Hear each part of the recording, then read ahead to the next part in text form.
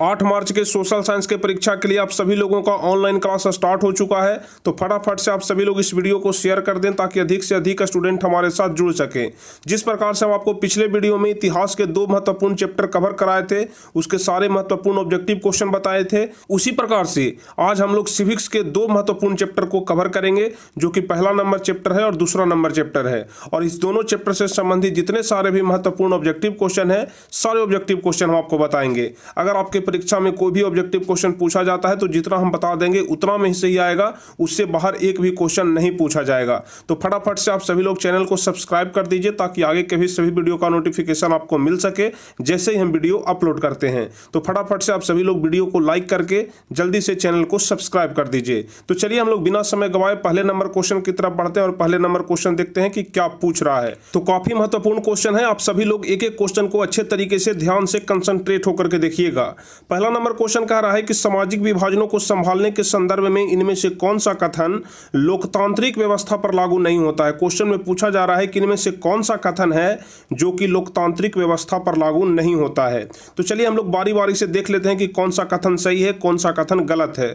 तो पहला नंबर कह रहा है कि लोकतंत्र में राजनीतिक प्रतिद्वंद्विता के कारण सामाजिक विभाजनों की छाया राजनीति पर पड़ती है। यह बात बिल्कुल सही है, यह लोकतांत्रिक व्यवस्था पर लागू होता है। लेकिन आपसे पूछा जा रहा है कि कौन सा कथन लोकतांत्रिक व्यवस्था पर लागू नहीं होता है। तो चलिए हम लोग दूसरा नंबर देख लेते हैं।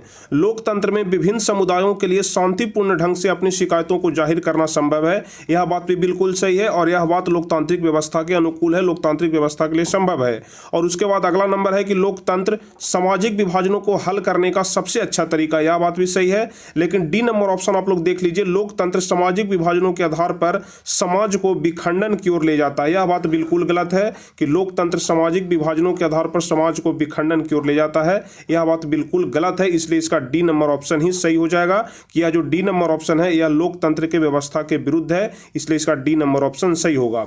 चलिए दूसरा नंबर क्वेश्चन, निम्नलिखित कथनों पर विचार करें। क्वेश्चन कह रहा है कि निम्नलिखित कथनों पर विचार करें। एक एक क्वेश्चन को आप लोग ध्यान से समझिएगा, जितने सारे भी क्वेश्चन हम आपको बता रहे हैं सारे क्वेश्चन आपके परीक्षा के लिए काफी ज्यादा महत्वपूर्ण है। तो दूसरा नंबर क्वेश्चन कह रहा है कि निम्नलिखित कथनों पर विचार करें, जहां सामाजिक अंतर एक दूसरे से टकराते हैं वहां सामाजिक विभाजन होता है। सबसे पहला नंबर विचार क्या कह रहा है कि जहां सामाजिक अंतर एक दूसरे से टकराते हैं वहां सामाजिक विभाजन होता है। दूसरा कह रहा है कि असंभव है कि एक व्यक्ति की कई पहचान हो सकती है। और तीसरा है कि सिर्फ भारत जैसे बड़े देशों में सामाजिक विभाजन होते हैं। और पूछ रहा है कि इन कथनों में से कौन सा कथन सही है।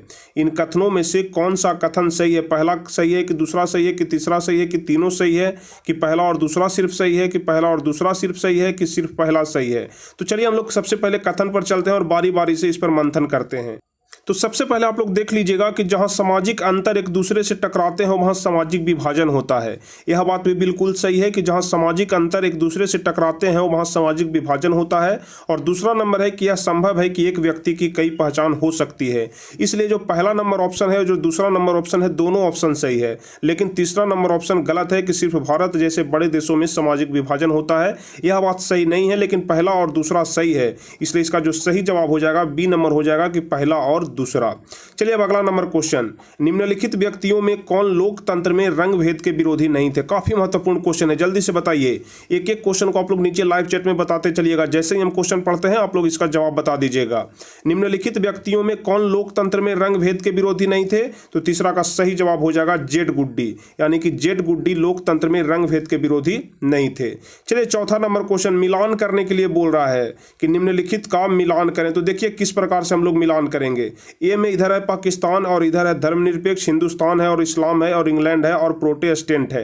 तो देख लीजिए, आप सभी लोग जानते हैं कि पाकिस्तान एक इस्लामिक कंट्री है, इस्लामिक देश है, इसलिए पाकिस्तान से हम लोग इस्लाम को मिला देंगे। और भारत के बारे में आप सभी लोग जानते हैं कि भारत एक धर्मनिरपेक्ष राष्ट्र है, इसलिए हिंदुस्तान क्या हो जाएगा, धर्मनिरपेक्ष हो जाएगा। और बाकी हमारा क्या बच गया, इंग्लैंड बच गया, तो इंग्लैंड के सामना सामनी मिला देंगे, प्रोटेस्टेंट हो जाएगा। तो इसलिए हम लोग बारी बारी से करके इस प्रकार से इसको मिला देंगे। इस प्रकार के क्वेश्चन अक्सर एग्जाम में पूछे जाते हैं। तो चलिए अब अगला नंबर क्वेश्चन, जब हम लैंगिक विभाजन की बात करते हैं तो हमारा अभिप्राय क्या होता है? 5वां नंबर क्वेश्चन, फटाफट से आप लोग बताइए। जब हम लोग लैंगिक विभाजन की बात करते हैं तो हमारा अभिप्राय क्या होता है? तो हमारा अभिप्राय होता है कि समाज द्वारा स्त्रियों और पुरुषों को दी गई असमान भूमिका, यानी कि 5वां का बी नंबर ऑप्शन सही हो जाएगा कि जब हम लैंगिक विभाजन की बात करते हैं तो हमारा अभिप्राय होता है कि समाज द्वारा स्त्रियों और पुरुषों को दी गई असमान भूमिका। अब चलिए 6वां नंबर क्वेश्चन, 6वां नंबर क्वेश्चन कह रहा है कि भारत में औरतों के लिए आरक्षण की व्यवस्था किस संस्था में है? भारत में औरतों के लिए आरक्षण की व्यवस्था किस संस्था में है? तो 6ठा का सही जवाब हो जाएगा पंचायती राज व्यवस्था में, यानी कि 6ठा का डी नंबर ऑप्शन सही हो जाएगा। अब चलिए 7वां नंबर क्वेश्चन, 7वां नंबर क्वेश्चन भी थोड़ा सा बड़ा है, आप लोग ध्यान से पढ़िएगा। सांप्रदायिक राजनीति के अर्थ में संबंधित निम्नलिखित कथनों पर गौर करें और पूछ रहा है कि सांप्रदायिक राजनीति किस आधार पर आधारित है? जो सांप्रदायिक राजनीति है वह किस आधार पर आधारित है? तो देख लीजिए 7वां का बहुत ही सिंपल सा जवाब होगा कि सांप्रदायिक राजनीति जो है वह एक धर्म दूसरे से श्रेष्ठ है, इस पर ही आधारित है। 7वां का ए नंबर ऑप्शन सही होगा। सांप्रदायिक राजनीति के अर्थ में संबंधित निम्नलिखित कथनों पर गौर करें, सांप्रदायिक राजनीति किस आधार पर आधारित है? तो ध्यान रखिएगा एक धर्म दूसरे से श्रेष्ठ है। उसके अलावा जो बी नंबर ऑप्शन है कि विभिन्न धर्मों के लोग समान नागरिकों के खुशी में खुशी खुशी साथ रहते हैं। उसके अलावा है एक धर्म के अनुयायी एक समुदाय बनाते हैं। उसके अलावा है कि एक धार्मिक समूह का प्रभाव बाकी सभी धर्मों पर कायम रखने में शासन की शक्ति का प्रयोग नहीं किया जा सकता है। तो इसका जो सही जवाब हो जाएगा वह ए नंबर ही हो जाएगा कि एक धर्म दूसरे से श्रेष्ठ होते हैं। 7वां का ए नंबर ऑप्शन सही हो जाएगा। चलिए 8वां नंबर क्वेश्चन, भारतीय संविधान के बारे में कौन सा कथन गलत है? जल्दी से बताइए, भारतीय संविधान के बारे में कौन सा कथन जो है वह गलत है? तो इसमें जो गलत कथन है वह बी नंबर है कि यह एक धर्म को राजकीय धर्म बनाता है। आप सभी लोग जानते होंगे कि भारत में हर एक धर्म के लोगों को समान दृष्टि से देखा जाता है, इसलिए 8वां का बी नंबर ऑप्शन सही हो जाएगा कि यह बात बिल्कुल गलत है कि जो भारतीय संविधान है वह एक धर्म को राजकीय धर्म बनाता है। चलिए 9वां नंबर क्वेश्चन, धर्मनिरपेक्षता का अर्थ क्या होता है? जल्दी से बताइए, धर्मनिरपेक्षता का अर्थ क्या होता है? 9वां नंबर क्वेश्चन, तो ध्यान रखिएगा धर्मनिरपेक्षता का अर्थ होता है सर्वधर्म समभाव, यानी कि हर एक धर्म के साथ एक जैसा व्यवहार करना ही धर्मनिरपेक्षता कहलाता है। आप सभी लोग जानते हैं कि भारत एक धर्मनिरपेक्ष राष्ट्र है, यानी कि यहाँ सभी धर्म के लोग रहते हैं और सभी धर्म के साथ समभाव किया जाता है, यानी कि सभी धर्मों को एक समान दृष्टि से देखा जाता है, सभी धर्मों के साथ एक समान व्यवहार किया जाता है, उसी को बोला जाता है धर्मनिरपेक्षता। तो 9वां का सी नंबर ऑप्शन सही होगा। चलिए 10वां नंबर क्वेश्चन, भारतीय संविधान के बारे में इनमें से कौन सा कथन सही है? जल्दी से बताइए, भारतीय संविधान के बारे में इनमें से कौन सा कथन सही है? तो सही कौन सा हो जाएगा? यह धर्म के आधार पर भेदभाव की मनाही करता है। यह तो बात बिल्कुल सही है कि यह धर्म के आधार पर भेदभाव की मनाही करता है। ऐसा नहीं कि जो हिंदू है वह मुस्लिम के साथ भेदभाव कर रहा है, जो मुस्लिम है वह हिंदू के साथ, जो सिख है वह ईसाई के साथ, जो ईसाई है वह सिख के साथ। ऐसा बिल्कुल नहीं होना चाहिए। यह धर्म के आधार पर भेदभाव की मनाही करता है, बिल्कुल मना करता है कि धर्म के आधार पर किसी भी प्रकार का कोई भेदभाव नहीं होना चाहिए। इसलिए 10वां का ए नंबर ऑप्शन ही सही हो जाएगा कि भारतीय संविधान के बारे में जो ए नंबर कथन है वह बिल्कुल सही है। चलिए 11 नंबर क्वेश्चन, सांप्रदायिक राजनीति किस पर आधारित होती है? जल्दी से बताइए। 11 नंबर क्वेश्चन, सांप्रदायिक राजनीति किस पर आधारित होती है? तो ध्यान रखिएगा सांप्रदायिक राजनीति जो होती है वह धर्म पर आधारित होती है। 11 का ए नंबर ऑप्शन सही होगा। चलिए 12 नंबर, लिच्छवी गणतंत्र भारत के किस राज्य में अवस्थित था? जल्दी से बताइए, काफी महत्वपूर्ण क्वेश्चन है। लिच्छवी गणतंत्र भारत के किस राज्य में अवस्थित था? आप सभी लोगों का टारगेट यहां पर होना चाहिए कि अगली बार 80 में 80 लेकर के आएंगे, यानी कि 80 में एक क्वेश्चन भी गलत नहीं होना चाहिए, चाहे वह सब्जेक्टिव का क्वेश्चन हो या फिर ऑब्जेक्टिव का क्वेश्चन हो। और अगर आपको ऑब्जेक्टिव में 40 क्वेश्चन बनाना है तो 40 में टारगेट लेकर के चलिए कि 40 में 400 नंबर हमको आना चाहिए। 40 में 39 नहीं बल्कि 40 में 40 आना चाहिए। इस बात का टारगेट लेकर के चलिए, क्योंकि आपके पास अतिरिक्त समय दिया गया है। अगर आपका एग्जाम कैंसिल हुआ है तो इसको आप लोग लाभ के रूप में देखिए, इसको आप लोग इस प्रकार से देखिए कि इसमें मेरा फायदा है, तभी आप लोगों का परीक्षा में बेहतर अंक आ पाएगा।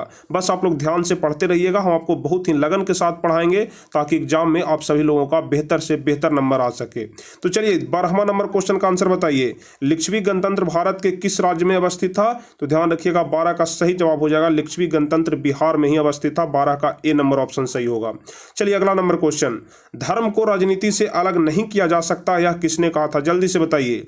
धर्म को राजनीति से अलग नहीं किया जा सकता, यह कथन किसका है? 13 नंबर क्वेश्चन। तो ध्यान रखिएगा, यह महात्मा गांधी का कथन है कि धर्म को राजनीति से अलग नहीं किया जा सकता है।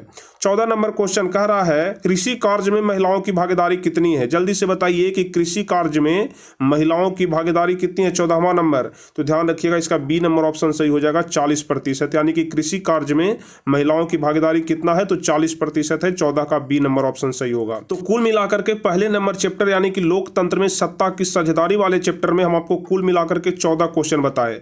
अगर पहले नंबर चैप्टर से आपके एग्जाम में अगर क्वेश्चन पूछा जाता है 8 तारीख को, तो इन्हीं 14 नंबर में से, इन्हीं 14 क्वेश्चन में से कोई क्वेश्चन पूछा जाएगा। इससे अलावा यानी कि 15वां क्वेश्चन इससे नहीं बनेगा, जो कि आपके परीक्षा में पूछा जाएगा। जब भी पूछा जाएगा इन्हीं 14 क्वेश्चन में से कोई क्वेश्चन पूछा जाएगा। चलिए अब हम लोग दूसरे नंबर चैप्टर पर चलते हैं। तो दूसरा नंबर चैप्टर का नाम है सत्ता में साझेदारी की कार्य प्रणाली। ठीक है, दूसरा नंबर चैप्टर है सत्ता में साझेदारी की कार्य प्रणाली। तो चलिए इसका सबसे पहला नंबर क्वेश्चन, संघ राज्य की विशेषता कौन नहीं है? जल्दी से बताइए। ठीक है, तो क्वेश्चन पूछ रहा है कि संघ राज्य की विशेषता कौन नहीं है? तो इसका सही जवाब हो जाएगा इकहरी शासन व्यवस्था, यानी कि जो इकहरी शासन व्यवस्था है यह संघ राज्य की विशेषता नहीं है। चलिए दूसरा नंबर क्वेश्चन, संघ सरकार का उदाहरण है। जल्दी से बताइए, दूसरा नंबर क्वेश्चन काफी महत्वपूर्ण क्वेश्चन है। इनमें से कौन संघ सरकार का उदाहरण है? तो दूसरा का सही जवाब हो जाएगा अमेरिका, यानी कि संघ सरकार का उदाहरण कौन है? तो अमेरिका हो जाएगा। चलिए अगला नंबर क्वेश्चन, भारत में संघ एवं राज्यों के बीच अधिकारों का विभाजन कितनी सूचियों में हुआ है? जल्दी से बताइए, काफी महत्वपूर्ण क्वेश्चन है। भारत में संघ एवं राज्यों के बीच अधिकारों का विभाजन कितनी सूचियों में हुआ है? तो तीसरा का सही जवाब हो जाएगा सी नंबर ऑप्शन, संघीय सूची, राज्य सूची और समवर्ती सूची, यानी कि तीसरा का सी नंबर ऑप्शन सही हो जाएगा। चौथा नंबर क्वेश्चन कह रहा है कि सत्ता में साझेदारी सही है क्योंकि? जल्दी से बताइए कौन सा ऑप्शन इसका सही हो जाएगा। काफी महत्वपूर्ण क्वेश्चन कि सत्ता में साझेदारी सही है क्योंकि विभिन्न समुदायों के बीच टकराव कम होती है। ठीक है, विभिन्न समुदायों के बीच टकराव कम होनी चाहिए, विभिन्न समुदायों के बीच टकराव कम होती है, इसलिए ही सत्ता में साझेदारी सही है। चलिए पांचवा नंबर क्वेश्चन, संघवाद लोकतंत्र के अनुकूल है क्योंकि? जल्दी से बताइए पांचवा नंबर क्वेश्चन, संघवाद लोकतंत्र के अनुकूल है क्योंकि? तो पांचवा का सही जवाब हो जाएगा कि क्योंकि संघवाद इस बात की व्यवस्था करता है कि उस शासन व्यवस्था के अंतर्गत रहने वाले लोगों में आपसी सौहार्द एवं विश्वास रहेगा। इन्हें इस बात का भय नहीं रहेगा कि एक ही भाषा, संस्कृति और धर्म दूसरे पर लाद दिए जाएंगे, यानी कि इसका बी नंबर ऑप्शन सही हो जाएगा। चलिए अगला नंबर क्वेश्चन, सत्ता में भागीदारी की सर्वोत्तम प्रणाली कहां विकसित की गई है? काफी महत्वपूर्ण क्वेश्चन है, फटाफट से आप लोग बताते चलिएगा। सत्ता में भागीदारी की सर्वोत्तम प्रणाली कहां विकसित की गई है? तो छठा का सही जवाब हो जाएगा बेल्जियम में। सत्ता में भागीदारी की सर्वोत्तम प्रणाली बेल्जियम में विकसित की गई है। सातवां नंबर क्वेश्चन कह रहा है कि बेल्जियम में सत्ता की भागीदारी के संदर्भ में सही बयान क्या है?